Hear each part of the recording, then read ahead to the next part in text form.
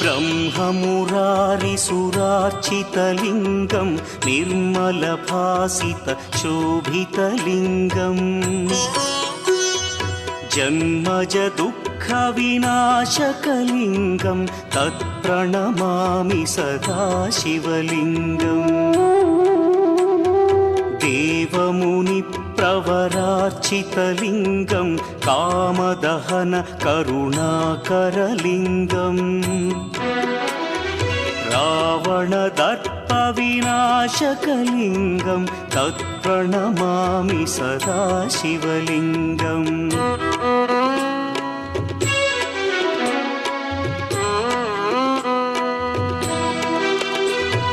सर्वसुगन्धसुलेपितलिङ्गं बुद्धिविवर्धनकारणलिङ्गं सिद्धसुरासुरवन्द्यलिङ्गम्